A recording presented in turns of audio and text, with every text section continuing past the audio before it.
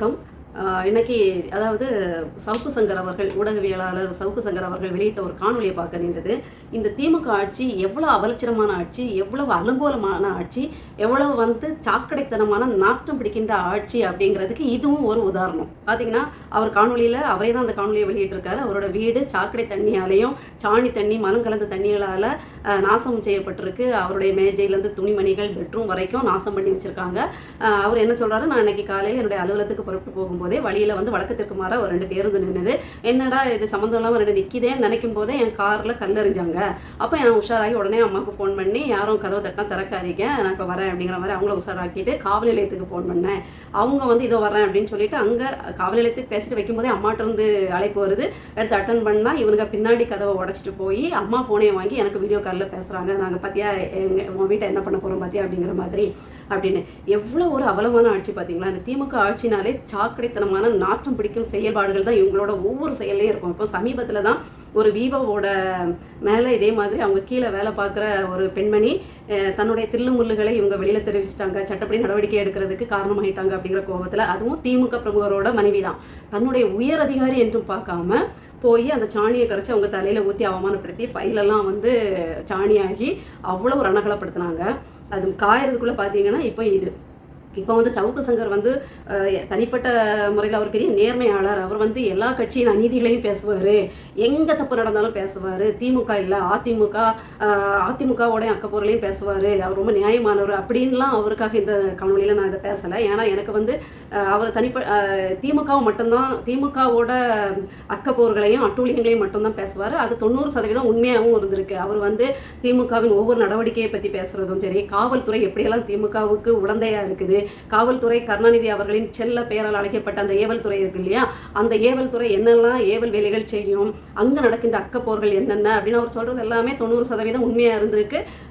அதுக்காக அவர் கரங்கட்டி கைது செய்யப்பட்டு வேலை கொடுக்காம பல மாதங்களாக சிறையில் அடைக்கப்பட்டு அப்புறம் நீதிமன்றத்தின் மூலம் வெளியே வந்திருக்காரு. வெளியில் வந்தோம் அவர் திமுகவோட ஒவ்வொரு அட்டூழியத்தையும் அவர் புட்டு வச்சுட்டு தான் இருக்காரு. அதாவது அவர் அதிமுகவோட ஆதரவாளர். இன்னொன்று அவர் கரைப்படாத கரங்களுக்கு சொந்தக்காரர் அப்படின்லாம் எனக்கு எண்ணம் கிடையாது. அவர் பல இடங்களில் உண்மைக்கு புறம்பாக பேசுவதற்கு பணம் வாங்கி அவர் தன்னுடைய வாழ்க்கை தரத்தை உயர்த்திக்கிட்டவர் அப்படிங்கிறது என்னுடைய எண்ணம். நான் பார்த்த வரைக்கும் அப்படி தான். அதனால் எனக்கு அவர் மேலே ஒரு பெரிய நல்ல அபிப்பிராயம்லாம் எனக்கு கிடையாது. ஆனால் இந்த திமுக ஆட்சி அதிமுக ஆட்சியில் கருத்து சுதந்திரத்தை பற்றி என்னமா பேசிச்சு, பாஜக கருத்து சுதந்திரத்தை விதிக்கிறது, அதை பண்ணுது இதை பண்ணுது, அதிமுக அப்படி பண்ணுது இப்படி பண்ணுதுன்னு கொடி பிடிச்சவங்க இன்னைக்கு அதே அவங்களோட தப்புகளை வெளிப்படுத்தின உடனே அதுக்கு பல மடங்காக என்ன செய்கிறாங்கன்னா, என்னென்ன சட்டத்தை பயன்படுத்தி அவங்கள இல்லாமல் வைக்கணும்னு நினைக்கிறாங்க. அதுலேருந்து மீண்டும் வந்துச்சுன்னா இந்த மாதிரி காரியங்களை செஞ்சு அவமானப்படுத்தணும், பயமுறுத்தணும், அச்சுறுத்தணும்னு நினைக்கிறாங்க. இப்போ அவர் அதுக்கு காரணமானவங்கள அவர் காணொலியிலே சொல்லிட்டாரு. செல்வ பெருந்தகையை பற்றி நான் இப்படி அவர் செஞ்ச தவறுகளை சொன்னதும் காரணம். அதே மாதிரி காவல்துறையில் நடக்கின்ற அசம்பாவிதங்கள், ஒவ்வொருத்தரோட அநியாயங்கள், அவங்க செய்த அநியாயங்களை எல்லாம் சொன்னதும் காரணம் அப்படின்னு. ஏன்னா இது காவல்துறை கண்டிப்பாக உடந்தையாக இருக்குங்கிறது அது உண்மையாகவே தெரியும். ஏன்னு பார்த்தீங்கன்னா அவர் காவல்துறைக்கு அழைப்பு கொடுத்து அரை மணி நேரம் கழிச்சு தான் போயிருக்காங்க. இன்னொன்று பார்த்தீங்கன்னா அவர் இப்போ இருக்க வீடு யாருக்குமே தெரியாது, காவல்துறைக்கு மட்டும்தான் தெரியும். ஏன்னா சட்டத்தின் முன்னாடி நான் நிற்கிறனால என்னுடைய முகவரி கொடுத்தாகணும், அதனால் அவங்களுக்கு மட்டும்தான் தெரியும். அப்போ இவங்க கொடுக்காம அவங்க வந்திருக்க முடியாது அப்படிங்கிறத சொல்கிறாரு. ஏன்னா ஒரு அழைப்பு கொடுத்த உடனே காவல் நிலையத்துக்கு அவசரமாக நம்ம அழைப்பு கொடுத்தோம்னா இப்படி பாதுகாப்புக்கு வாங்க அப்படின்னா வீட்டுக்கு அருகிலே இருக்கக்கூடிய காவல் நிலையத்தை உடனே அவங்க தொடர்பு கொண்டு 10 நிமிடங்கள், குறைந்தது 10 நிமிடங்களில் வரணும்னு நினச்சாங்க. நான் இன்னைக்கு இதே பெரிய பெரிய ஆட்கள் திமுக பிரமுகர்கள் வீட்டில் இல்லைன்னா கவுன்சிலர் வீட்டுகளில் இப்படி ஒரு அழைப்பு போச்சுன்னா அரை மணி நேரம் கழிச்சு தான் போவாங்களா? அப்படி சொடக்கு போடுறதுக்குள்ளே போய் நிற்க மாட்டாங்க. அதனால் இதெல்லாமே தெரியும். இதெல்லாம் அதாவது சொல்லுவாங்களா, ப்ரீ பிளான்னு சொல்லுவாங்க இல்லையா, ஏற்கனவே நன்றாக உட்கார்ந்து திட்டம் தீட்டி நடத்துகின்ற ஒரு இதுதான். இதுக்கு எல்லா அரசும் இதுக்கு உடந்ததான். நீங்கள் ஒன்றா முதல்வர் எப்படி உடந்தையாக முடியும், அவருக்கு இதான் வேலையா, அவருக்கு சட்டசபையில் பேரவையில் பேசுகிறது தானே வேலை, அவருக்கு இதான் வேலை அப்படின்னு கேட்கலாம். எங்கேயும் முதல்வர் நேரடியாக இந்த மாதிரி அக்கப்பொருளெல்லாம் நுழைய மாட்டாங்க.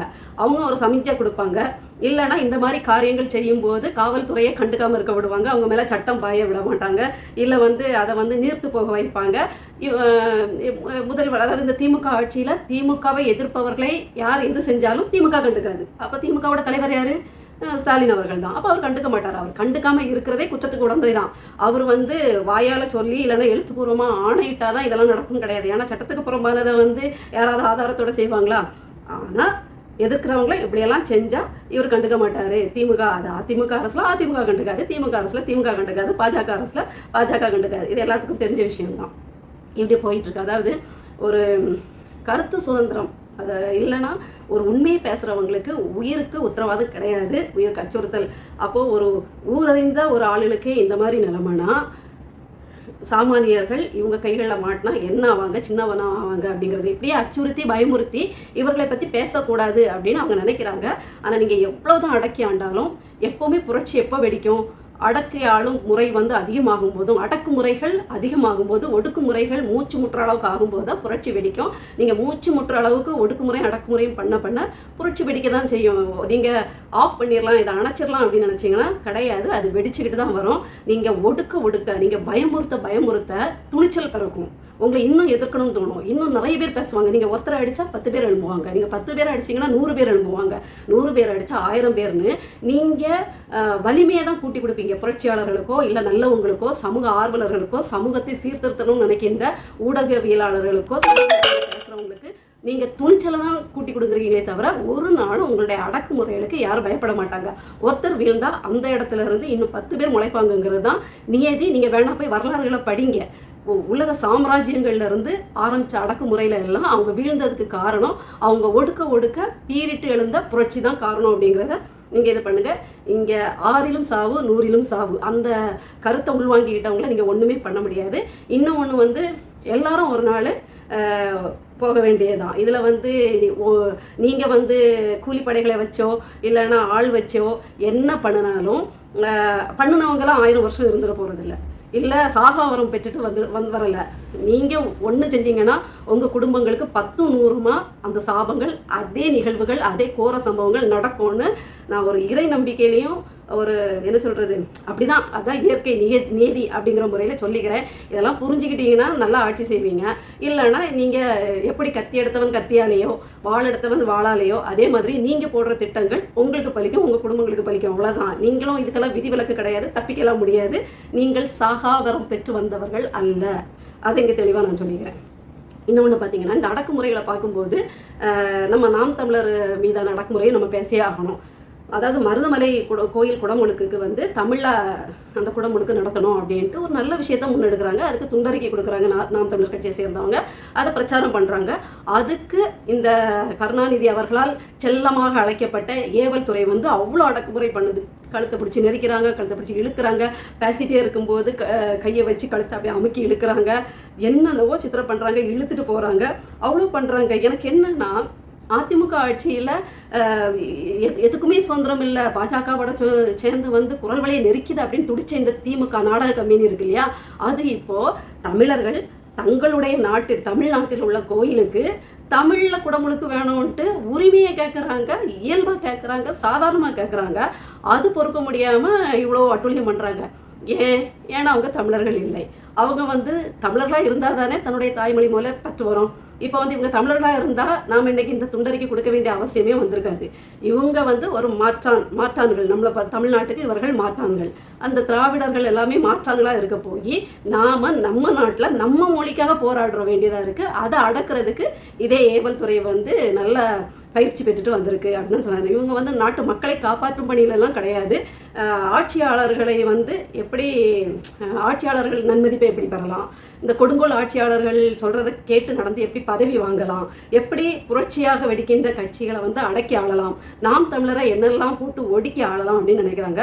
ஏற்கனவே இதுக்கு முன்னாடி சொன்னதை திருப்பியும் நீங்கள் போட்டு பார்த்துக்கோங்க. அதுதான் பதில். புரட்சி ஒரு நாளும் நீங்கள் வந்து அடக்கவே முடியாது. நீங்கள் அடக்க திமிரிக்கிட்டு எழும்புறது தான் அது தமிழர்களுக்கான இயற்கை குணம். நான் படித்த வரைக்கும் தமிழர்களுக்கான இயற்கை குணமே கொஞ்சம் பெருந்தன்மையாக இருந்து கெட்டு போயிடுவாங்க. பெருந்தன்மையாக எல்லாரையும் வாழ விட்டு கொஞ்சம் அடிமையாகிடுவாங்க. சுதாரித்ததுக்கு அப்புறம் வந்து அவங்க வந்து அடிமை சங்கிலிகளை உடைக்கிறதுக்காக என்ன தியாகம் வேணாலும் பண்ணுவாங்க. அதுக்கப்புறம் வந்து அவங்களால ஒன்றுமே பண்ண முடியாது. எங்கள் தாய் திருநாட்டில் எங்கள் மொழியை கேட்குறதுக்கு நாங்கள் வந்து அவஸ்தைப்பட வேண்டியது இருக்குது. இப்போவும் சொல்கிறேன், நீங்கள் எங்களுக்கு தந்தை இல்லை, நீங்கள் எங்களுக்கு மாற்றான். அதனால தான் எங்கள் அண்ணன் எங்களுக்காக போராடி ஒன்றையும் செஞ்சு தராங்க. இப்போ பார்த்தீங்கன்னா மீனவர்கள் தொடர்ச்சியாக கைது செய்யப்படுறதும் இலங்கை இராணுவங்களால் சுட்டுக் கொல்லப்படுறதுக்கும் ஒரு பேரணி நடந்துச்சு இல்லையா. பல சமூக கட்டமைப்புகள் சேர்ந்து சமூக ஆர்வலர்கள் சேர்ந்து நடந்த அந்த பொதுக்கூட்டத்தில் பார்த்தீங்கன்னா அண்ணன் தோல் உரிச்சு காட்டினாங்க. எங்களுக்கு குடும்பத்தில் எப்படி ஒரு அப்பா இல்லைன்னா மாட்டான் சித்திக்கிட்ட மாட்டிக்கிட்டோம்னா மூத்த அண்ணன் வந்து என்ன செய்வாருன்னா வெகுண்டு எழுவார். வெகுண்டு எழுந்து தங்கச்சிகளுக்காக அவர் சின்னதாக இருக்கிற வரைக்கும் அவருக்கும் தெரியாது, அவரே அதை அடிமைத்தனத்தில் இருப்பார். வளரும்போது என்னடா சித்தி நம்மளை கொடுமைப்படுத்துது, நம்ம சொத்துக்களெல்லாம் அபகரித்து அவங்க பிள்ளைக்கு கொடுக்குது, இது நம்ம அப்பாவோட சொத்து இல்லையா அப்படின்னு வெகுண்டு எழுந்து என்ன செய்வான், தம்பி தங்கச்சிகளுக்காக சித்தியை போட்டு புரட்டி அந்த சொத்துக்களை மீட்டு தங்கச்சிகளுக்கு ஒரு நல்ல வாழ்க்கையை ஏற்படுத்தி கொடுப்பாங்க இல்லையா. அது மாதிரி மாற்றான் தகப்பனான நீங்கள் எங்கள் நாட்டில் உட்காந்துக்கிட்டு எங்கள் இயற்கை வளங்களை நீங்கள் ருசி பார்த்து எங்கள் இயற்கை வளங்களை சீரழித்து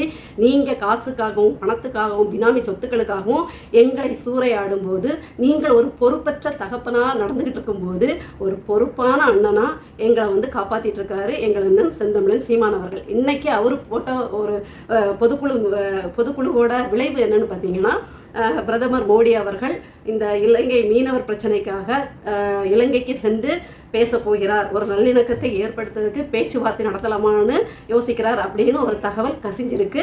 அது உண்மையாக இருக்கும் பட்சத்தில் இது முழுக்க எங்களை காப்பாற்ற வந்த எங்கள் அண்ணன், எங்கள் வீட்டுக்கு மூத்த அண்ணன் வந்து எப்படி எங்களை வந்து அப்பா இல்லாத இடத்த நிரப்பி பொறுப்போடு எங்களை கரை சேர்ப்பாரோ அதே மாதிரி பொறுப்போடு எங்களை கரை சேர்க்க துடிக்கின்ற எங்கள் அண்ணனோட வெற்றி தான் காரணமே தவிர வேற எந்த கடிதம் எழுதிட்டு இருக்க எந்த ஆட்களும் காரணம் கிடையாது அப்படிங்கிறதையும் இதில் சொல்லிடுறேன்.